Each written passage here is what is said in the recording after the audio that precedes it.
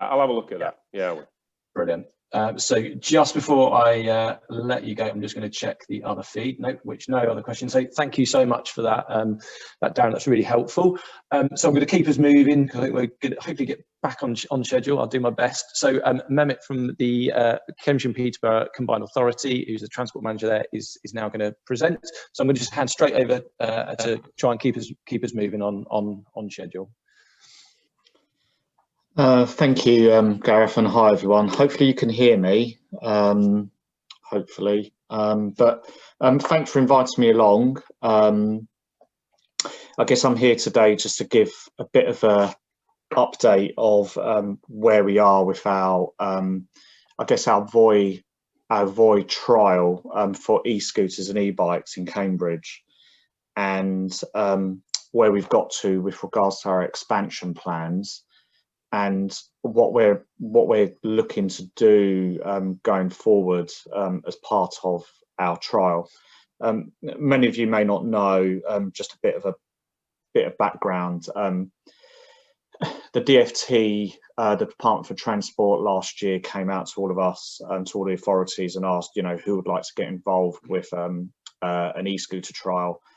And on the wake of the pandemic around COVID, because there was a view that there was, as clearly shown by some of the figures that have been shown already, that people weren't necessarily going to be using the public transport network as much as they would because of the unknowns that they had. And DFT, the Department for Transport, were trying to ensure that there were other modes out there for people to use. And obviously we put our hand up.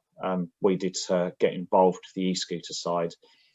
I wanted to use the opportunity as well as part of my role within the Combined Authority to also introduce e-bikes within the region as well. And I'm hoping people have seen the e-bikes and the e-scooters in the city. I'm hoping that people have used them. But as you can see with some of the figures that we've been operating since October last year.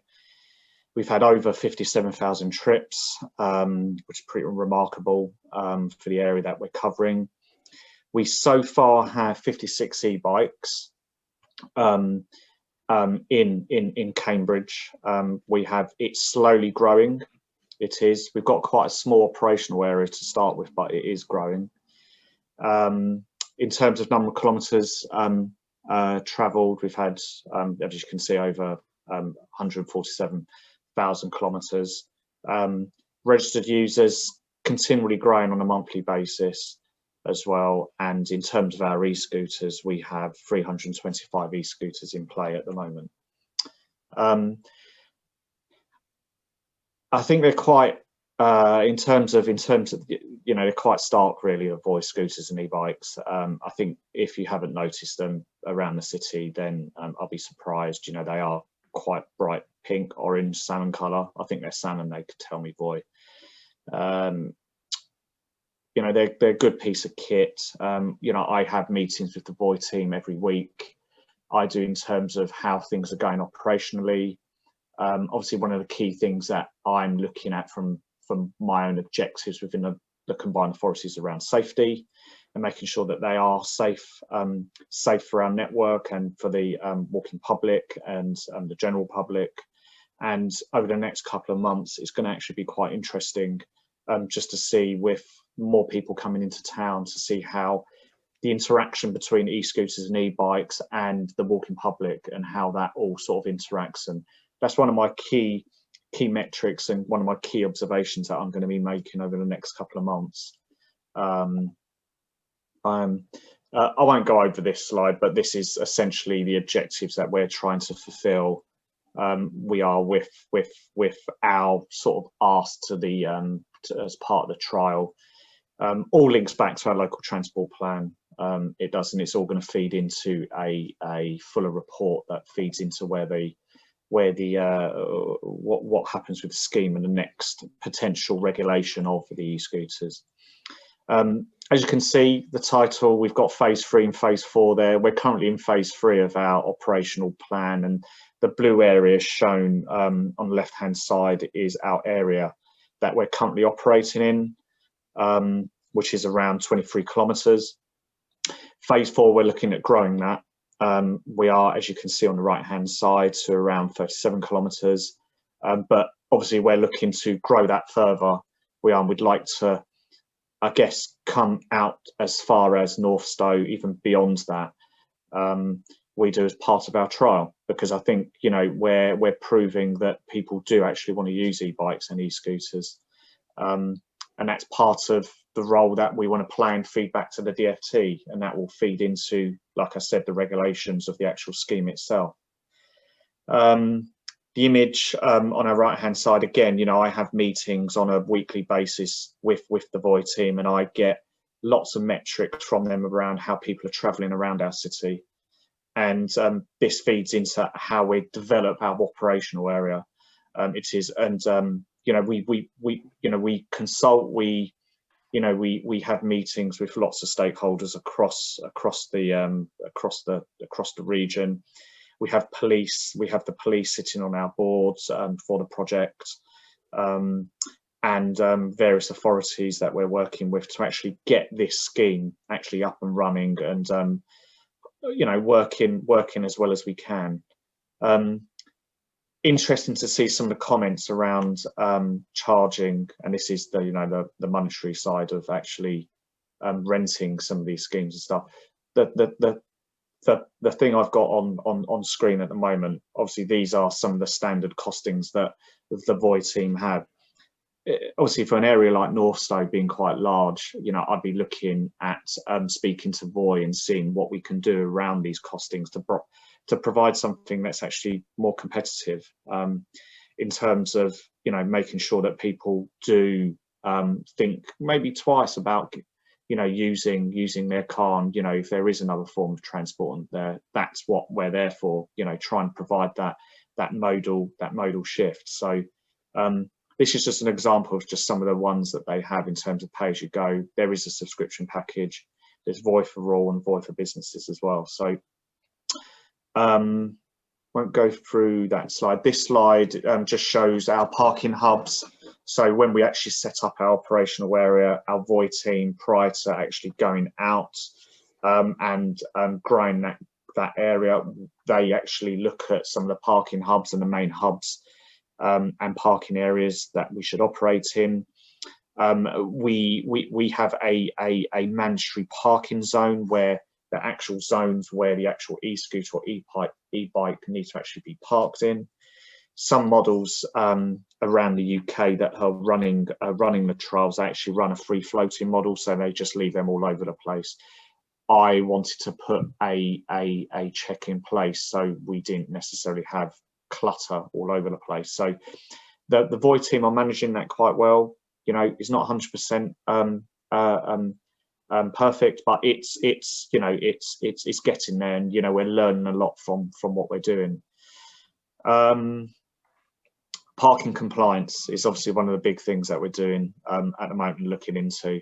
One of the things that we're looking at instigating is, as I said, we do have a mandatory parking zone, but we're looking at trying to put in some racks in certain places and some floor vinyl, so people know exactly where to park, so there's no incidences around you know, people leaving them outside those zones. You know, there are mechanisms in place for people to actually be I guess charged for not putting it in the right place, but, you know, we're going to be helping that approach by putting in some racking as much as we can to try and manage some of the parking issues that we have. That it was relatively short, the presentation. Obviously, there's a lot of information that I've received and that I've got as part of the actual scheme itself, but I'm happy to continue the conversations with all, you know, with any respective parties, and thank you for having me. That's it from me. Lovely, that's really, really helpful. So there's a few questions. I think the first one you've sort of answered as part of your presentation, but I'm just going to read that out anyway, just to confirm. So how will e-scooters users be encouraged to park them responsibly? I've seen so many left in the middle of pavements. Yeah. So good question. That's so the Voi team, they do have ambassadors that I guess walk the street around the city, and they're placed, they walk around to make sure that they're moved and put into their rightful place. So that is currently how it's trying to be managed. It's not obviously a foolproof thing, but it's trying to encourage the right behaviours, and that's what we're here for, to try and ensure that. Yeah. Okay, that's really helpful. There's a related question, which I'm going to jump to that one, which is, good to see the parking zones, but are there any learnings from the failure of OFO?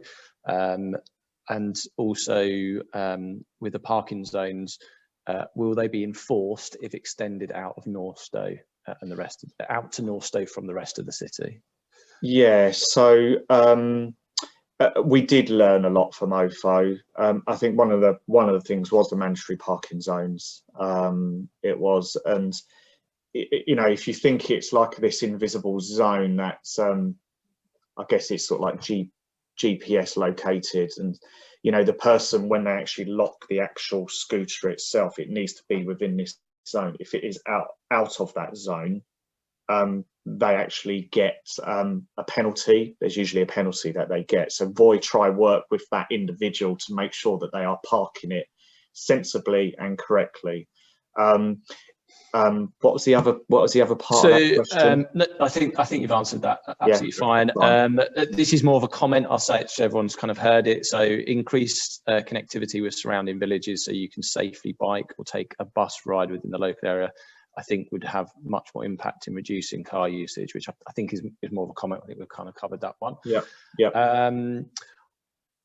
Any bikes or e-scooter schemes for daily commuting are doomed to find difficulties due to large distances. As the town grows and we have more internal movements to services, such schemes may be more needed and used. So again, a comment, unless you've got anything to sort of add on. Yeah, so I guess when this first started as a scheme, it was very much in the sense that, we need to ensure that if people aren't using public transport, okay, let's provide them another form of transport. One of the things that we're trying to look at going forward is making sure that the actual hubs, the main hubs, the public transport hubs, buses and the rail network are well connected. So if you do need to take longer journeys, those longer distance journeys, that the e-scooter and the e-bike can actually try and help that. So, we're all about trying to move people around. E-scooters and e-bikes might not be for everyone, but we need to make sure that they're connected to the public transport network and stuff. So I'll be working quite hard over the next couple of months with Voi to ensure that that we start speaking to likes of Stagecoach and others. And a CPCA now running, that we've now got the powers around public transport. I think that's something that we will be doing more of. Lovely. So just before I come on to a couple of more safety aspects, there's a question here: is there consideration for schemes similar to the US, where the operators pay the community to charge and replace scooters to correct locations? That's an interesting one. That is something that